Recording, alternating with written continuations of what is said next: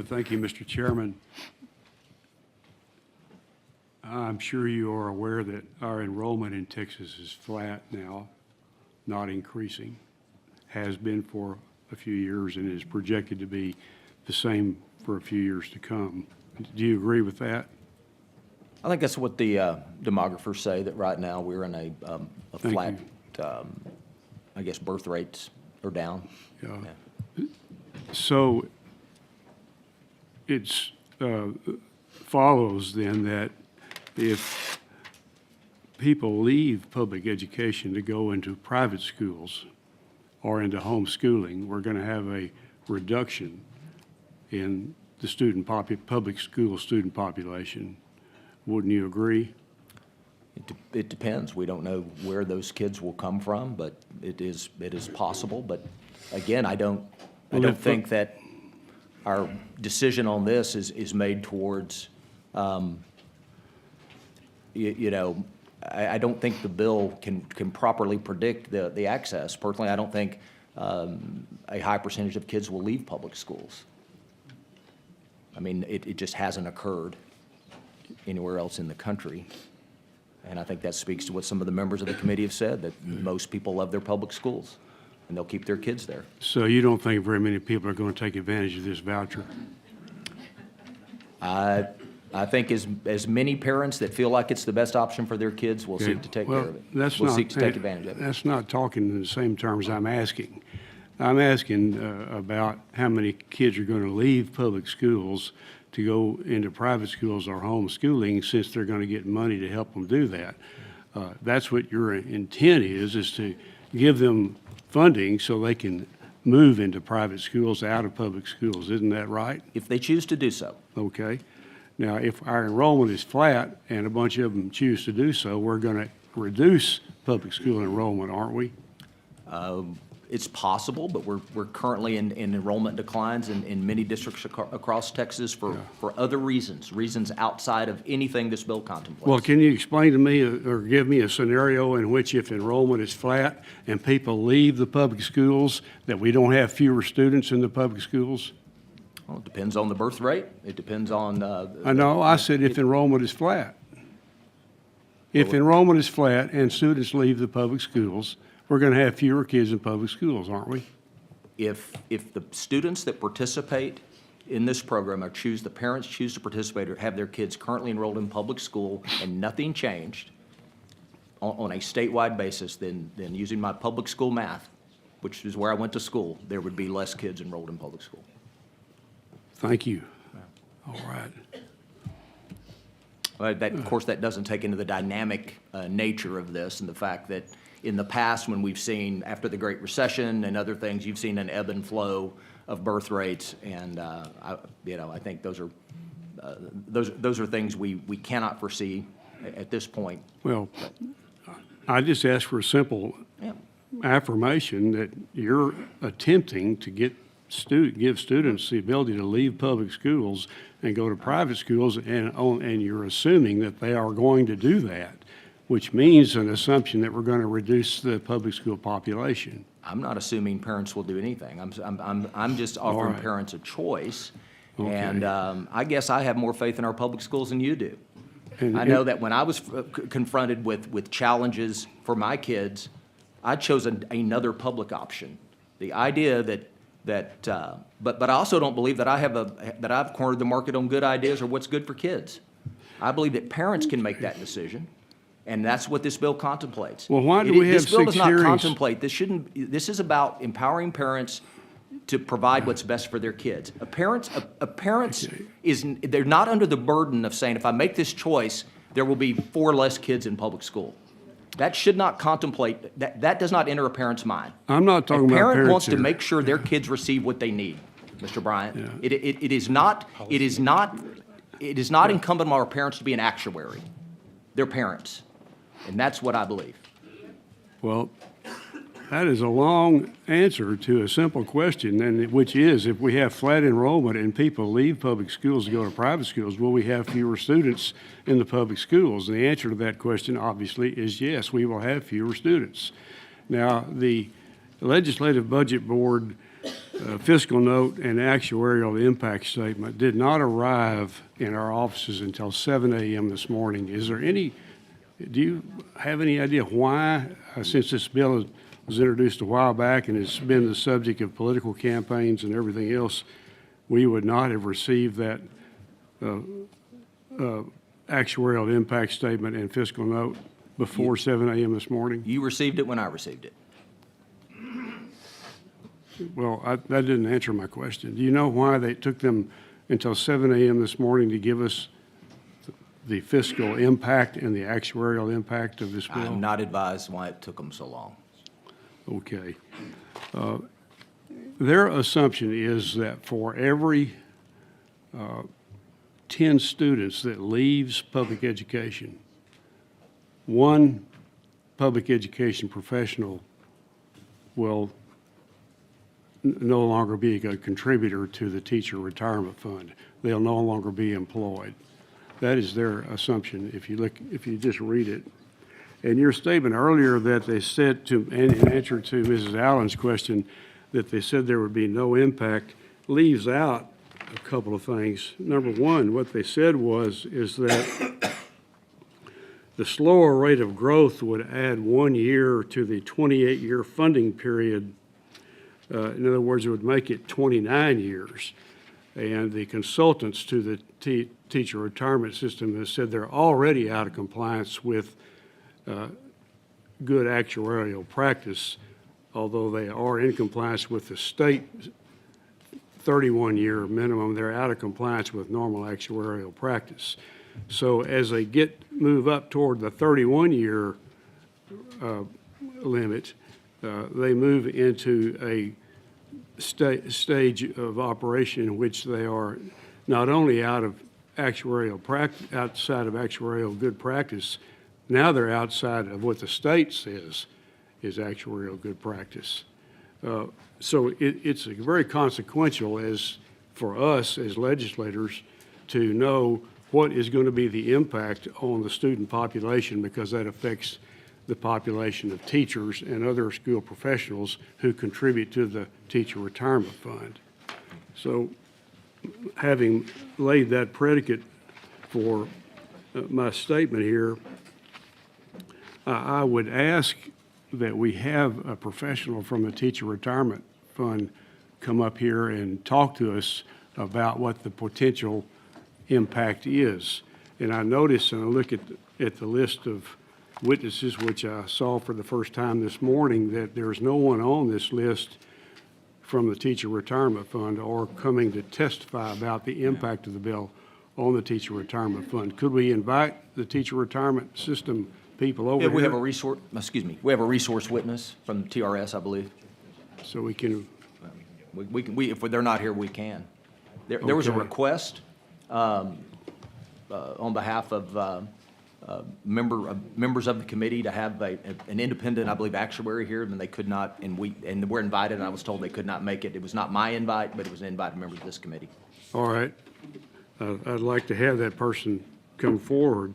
I look at the actuarial statement, impact statement of the Legislative Budget Board, which we received right before the hearing started, and note that in estimating the impact on the teacher retirement system, that is to say, estimating the impact on the student population, which means on the teacher and the population, teachers and professionals that contribute to the fund, that they did not calculate how many people will leave the public school system and go into homeschooling. That's omitted entirely. All they refer to here is the number that will go into private schools out of public schools. Are you aware that in Florida, which the teacher retirement fund consultants utilized to make some estimates, in Florida, the homeschool population increased by 58% immediately after the passage of their voucher bill. In our state, if the 500,000 plus homeschool families homeschool students increased by 58%. It would kick us up by 250 to 300,000 more homeschoolers. Mm-hmm. All right. Now, if you take the statement of the LBB that there's going to be one lost educational professional for every 10 lost students, you can figure that that would be about 25 to 30,000 fewer educational professionals contributing to the teacher retirement fund and supporting its actuarial soundness, which would even further push us even further toward a status of out of compliance with actuarial standards. Do you have any idea why the Legislative Budget Board did not include homeschoolers in their estimate of the impact on the actuarial soundness of our retirement system? I do not. Well, I guess if we'd have gotten this thing a week or two ago, we could have asked them, and maybe they could have given us that information. You know, I'd like to I'm sorry, go ahead. I'd like to ask you another question. Since there seems to be some doubt about the impact of this, the Legislative Budget Board estimates that the cost of this is going to be, on a per student basis here, is going to be about not $10,000, but $11,693 for fiscal year 2027 per student. Are you aware of that? Yes. Okay. Well, I assume that everybody who is in private school or is homeschooling is going to apply for a voucher. I mean, it would be foolish not to do so. Is that a good assumption? That's not a good assumption. It Okay, doesn't hold would true. you- It doesn't hold true in any other states that have this. Okay, what is your estimate of the number of them that will apply?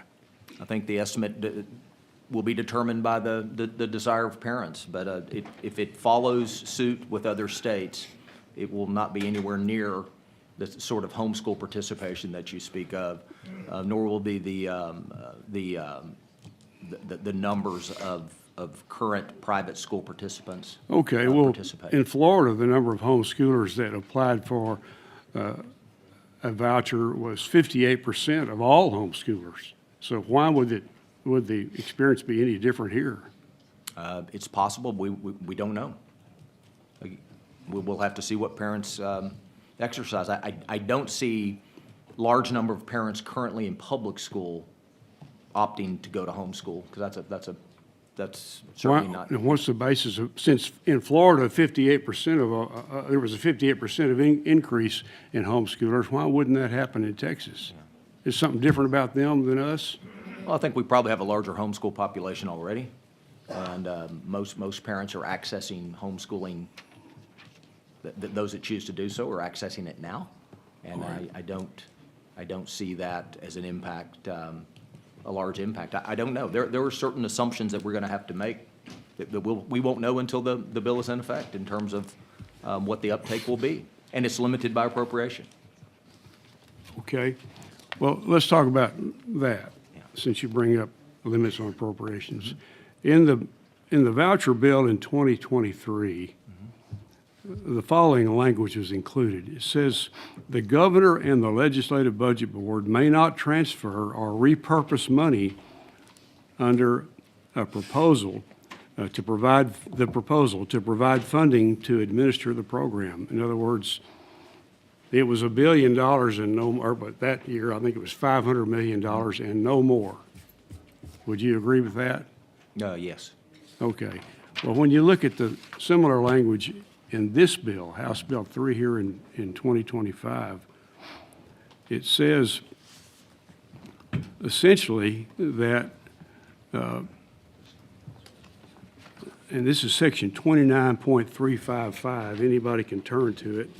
It's early in the text.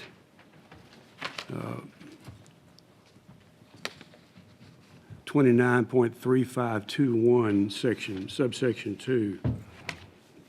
It says that the amount of money appropriated for this biennium for purposes of the program may not exceed the greater of the amount of money appropriated for purposes of the program or the amount of money necessary for the biennium to provide the amount specified for each participating child and each child on the waiting list maintained by the controller. Could you explain to us about that waiting list? Yeah, it's, if the program exceeds, if there are more applicants than there are, if there is dollars to be awarded through the ESA, then those folks would be maintained on a waiting list. In other words, there's an automatic raise in the base budget because the waiting list has gotten real large. Isn't that correct? We don't know what the waiting list will be. That's not what I asked. Yeah. I said, isn't it correct that your bill provides an automatic raise in the base budget based upon the size of that waiting list? It's not limited to $1 billion, and nowhere in the bill does it say it's limited to $1 billion. It says, in fact, that the amount is going to depend upon the size of that waiting list, doesn't it? It says the amount of money appropriated for purposes for the program for the preceding biennium or the statement that you listed. It's a way to look at the demand for the program. So the bigger the waiting list gets, the bigger the amount of money that can be transferred into this program by the Legislative Budget Board, even in the interim when we're not in session. Isn't that correct? I don't believe so. Well, would you explain to me why that's not correct? But based upon the language, just if you could just show me where, where it stops it from getting any bigger. This will require appropriation by the legislature. Yes, but we all know that in the interim, the LBB can transfer money around to meet requirements, and this requires that that money be transferred in there based on the size of that waiting list, which can be growing all the time, right? But if you look at the cycling of the program, the legislature would be in session for the next round, for the next biennium, which would require legislative action. Well, okay. I disagree with that interpretation, and I don't think anybody who reads the bill would agree with that. I suspect members are going to want, if this bill continues to move forward, they're going to want to change that. If we truly are committed to only $1 billion cap. Now, if that's not the true commitment, well, then your language does what you want it to do. It just gets bigger and bigger and bigger.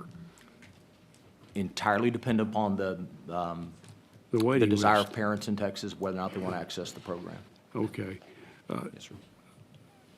Is there any thing governing the curriculum of these private schools that are going to be eligible for this this voucher? No. So if you want to teach children that religion is a ridiculous vestige of an old-timey way of thinking and atheism is a way to go, can you do that? A private school is a private school, and a parent has that option of whether or not to apply to that private school. If that fits the desires of a parent, that matches their values, they could apply to that school or choose not to. Well, let's take it to an even more extreme example, like they're teaching them to worship Satan or something like that. Wouldn't they be able to, wouldn't we have to go ahead and give them the state money to do that, based on what you just said? Parents would decide what access. I don't know that there are private schools that have that curriculum. I'm guessing probably not. They're going to open. Certainly, they have to be an accredited school, Yeah. and I don't know if there's an accreditation for that. Well, I'll do some Googling. okay, good. Well, I'm sure you're going to find one somewhere in the country, and I can guarantee you one of them is going to open if you pass this bill, don't you think? I don't see much demand for that. Okay, well, that's good. I don't have any further questions. Okay, thank you.